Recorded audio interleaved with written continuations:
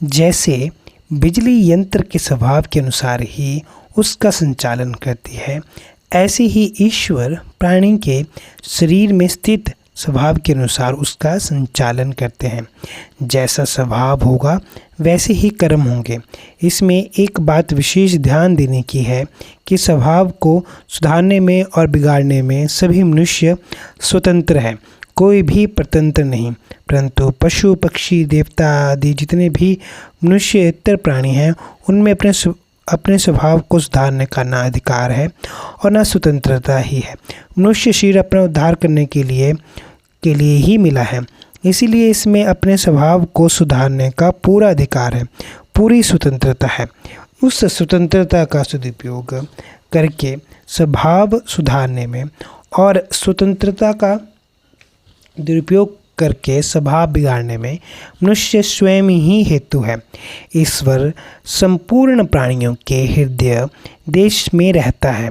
ये कहने का तात्पर्य है कि जैसे पृथ्वी में सब जगह जल रहने पर भी जहाँ कुआं होता है वहीं से जल प्राप्त होता है, ऐसे ही परमात्मा सब जगह समान रीति से परिपूर्ण होते हुए भी हृदय में प्राप्त होते हैं।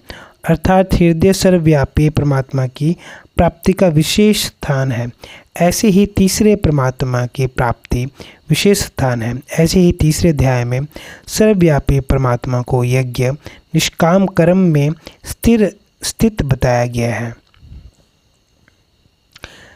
साधक की प्राय ये भूल होती है कि वह भजन कीर्तन ध्यान आदि करते हुए भी भगवान दूर हैं, वे अभी नहीं मिलेंगे, यहाँ नहीं मिलेंगे, अभी मैं योग्य नहीं हूँ, भगवान की कृपा नहीं है आदि भावनाएं बनाकर भगवान की दूरी की मान्यता ही दृढ़ करता रहता है। इस जगह साधक को ये सावधानी रखनी चाहिए कि जब भगवान सभी प्राणियों में मौजूद हैं तो मेरे में भी हैं, वे सर्वत्र व्यापक हैं, तो मैं जो तप जप करता हूँ उस जप में भी भगवान है। मैं श्वास लेता हूँ तो श्वास में भी भगवान है। मेरे मन में भी भगवान है, बुद्धि में भी भगवान है। मैं जो मैं कहता हूँ उस मैं में भी भगवान है। और मैं का जो धार है वो अपना स्वरूप भगवान से अभिन्न है। अर्थात मैंपन तो दूर है पर भगवान मैंपन से भी नज़दीक है।